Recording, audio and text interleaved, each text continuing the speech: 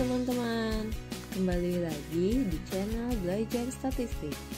Pada kesempatan kali ini, kita akan membahas tentang odds ratio dan relative risk. Tapi, sebelum mulai ke materi, jangan lupa like, komen, klik lonceng notifikasi, dan subscribe. Kita mulai pembahasannya dari odds ratio.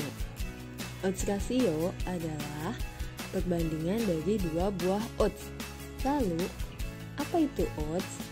Odds adalah peluang terjadinya suatu kejadian dibandingkan peluang tidak terjadinya kejadian tersebut. Jika peluang terjadinya kejadian dilambangkan dengan pi, maka odds sama dengan pi dibagi 1 min pi. Selanjutnya, kita lihat odds ratio pada tabel kontingensi 2x2. Misal kita punya variabel X dengan kondisi iya dan tidak, dan variabel Y dengan kondisi 1 dan 2. Dimana jika variabel X-nya iya dan variabel Y-nya 1, maka sel tersebut kita sebut dengan sel A. Kemudian jika variabel X-nya tidak dan variabel Y-nya 1, maka kita sebut dengan sel B. Kemudian jika variabel X-nya iya dan variabel Y-nya 2, kita namakan sel itu sel C. Dan jika variabel X-nya tidak dan variabel Y-nya 2, maka sel tersebut kita sebut dengan sel D. Nah, dengan sel ABCD tadi, maka odds rasionya adalah A dikali D dibagi B dikali C. Untuk lebih memahami, yuk kita lihat langsung ke contoh kasus. Sebuah penelitian dilakukan untuk mengetahui pengaruh dari kebiasaan mahasiswa untuk mereview materi kuliah rutin setiap hari terhadap IPK mahasiswa. Peneliti terlebih dahulu mengambil sampel dengan menentukan mahasiswa yang mempunyai kebiasaan mereview materi kuliah rutin setiap hari dan yang tidak. Kemudian baru dilihat apakah IPK-nya lebih dari sama dengan 3,5 atau tidak. Data yang diperoleh disajikan dalam tabel berikut. Diambil sampel sebanyak 100 mahasiswa.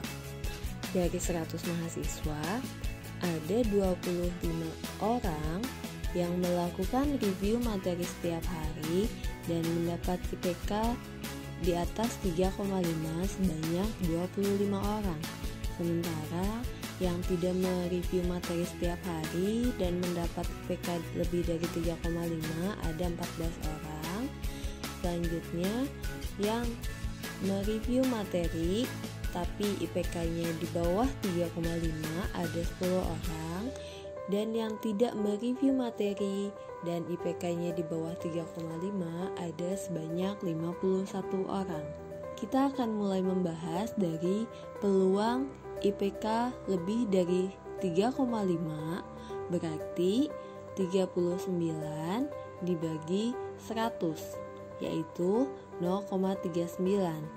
Maka odds IPK lebih dari 3,5 adalah 0,39 dibagi 1 dikurangi 0,39, yaitu 0,64. Artinya, peluang IPK lebih dari 3,5 adalah 0,64 kali lebih daripada IPK 3,50. Karena nilai odds rasionya kurang dari 1, maka untuk lebih mempermudah interpretasi, kita bisa dibalik seperti ini. Peluang IPK kurang dari 3,50 adalah 1 per 0,64 sama dengan 1,56. Jadi peluang IPK kurang dari 3,50 adalah 1,56 lebih besar dari yang IPK-nya lebih dari 3,5. Jika nilai odds ratio sama dengan 1 atau mendekati 1, Hal itu menunjukkan bahwa odds pada grup 1 dan grup 2 adalah sama. Artinya, distribusi dari kedua baris tersebut sama, yang mengindikasikan tidak ada hubungan antara kedua variabel tersebut. Dengan contoh soal yang sama, mari kita hitung odds rasionya. Tahap pertama, kita hitung peluang IPK lebih dari 3,5 untuk yang melakukan review materi setiap hari, yaitu 25 dibagi 35 sama dengan 0,714, sehingga odds IPK lebih dari 3,5 untuk yang review materi adalah 0,714 dibagi 1 dikurangi 0,714 sama dengan 2,496. Kemudian kita hitung peluang IPK lebih dari 3,5 untuk yang tidak mereview materi adalah 14 dibagi 65 sama dengan 0,215. Itu artinya odds IPK lebih dari 3,5 untuk yang tidak mereview materi sama dengan 0,215 dibagi 1 dikurangi 0,215 sama dengan 0,274. Perbandingan odds IPK lebih dari 3,5 untuk yang review materi dibandingkan dengan odds IPK lebih dari 3,5 yang tidak mereview materi akan menjadi odds rasio, dan nilai odds rasionya adalah 9,109. Artinya, mahasiswa yang mereview materi kuliah setiap hari mempunyai kecenderungan 9 kali lebih besar untuk mendapatkan IPK lebih dari 3,5 dibanding mahasiswa yang tidak mereview materi kuliahnya setiap hari. Setelah membahas odds rasio tadi, sekarang kita masuk ke relative risk. Apa itu relative risk? Relative risk merupakan perbandingan antara dua peluang sukses. Jadi yang dilihat yang suksesnya saja. Secara umum, relative risk menyatakan peluang terjadinya suatu kejadian atau resiko. Oke, sekarang kita masuk ke contoh soal. Kita selesaikan untuk menghitung relative risk-nya. Tadi didapat peluang IPK lebih dari 3,5 untuk yang mereview materi adalah 0,714. Sementara peluang IPK lebih dari 3,5 untuk yang tidak mereview materi adalah 0,215. Maka relative risk-nya adalah 0,714 dibagi 0,215 sama dengan 3,321. Apa arti dari 3,321 tersebut? Artinya, peluang mahasiswa yang mereview materi kuliah setiap hari untuk mendapatkan IPK lebih dari 3,5 adalah 3 kali lebih besar dibanding dengan mahasiswa yang tidak mereview materi kuliah setiap. Sekarang kita masuk ke pengolahan di SPSS-nya. Oke, pertama kita bikin 3 variabel, review materi, IPK, dan frekuensi. Kita lihat di variabel view-nya. Review materi, jangan lupa dikasih value-nya 1 untuk iya dan 2 untuk tidak. Kemudian IPK juga sama, jangan lupa dikasih value 1 untuk lebih dari sama dengan 3,5 dan 2 untuk kurang dari 3,5. Frekuensinya nggak usah. Kemudian kita masuk ke data view. Di data view ini adalah isiannya sama seperti tabel kontingensi. Selanjutnya kita masuk ke data, kemudian kita pilih variabel mana yang akan menjadi weight casesnya, dan kita pilih variabel frekuensi. Kita masuk ke analyze, descriptive statistic, dan cross steps. Cross steps ini yang row-nya itu adalah review materi dan kolomnya itu adalah IPK. Kemudian masuk ke tab statistik dan kita pilih yang dicentangi cukup yang risk-nya saja. Kemudian continue dan oke.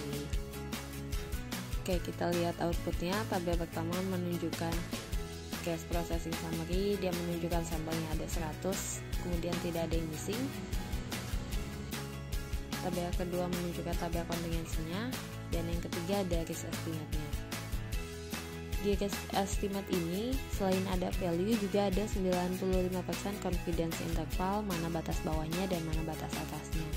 Dan jika batas bawah dan batas atas itu tidak melewati angka 1, artinya dengan tingkat kepercayaan 95% ada hubungan antara review materi dan IPK, seperti itu. Nah, coba kita lihat per baris ya sekarang. Odds ratio for review materi ya atau tidak. Value-nya di sini 9,107. Artinya mahasiswa yang melakukan review materi setiap hari mempunyai kecenderungan 9 kali lebih besar untuk mendapatkan IPK lebih dari 3,5 dibanding mahasiswa yang tidak mereview materi setiap hari. Kemudian yang di baris 2 itu for cohort IPK lebih dari sama dengan 3,5. Nah, ini tuh adalah relatif risk dari mahasiswa yang melakukan review materi setiap hari untuk mendapatkan IPK lebih dari 3,5 dibanding mahasiswa yang tidak melakukan review materi setiap hari.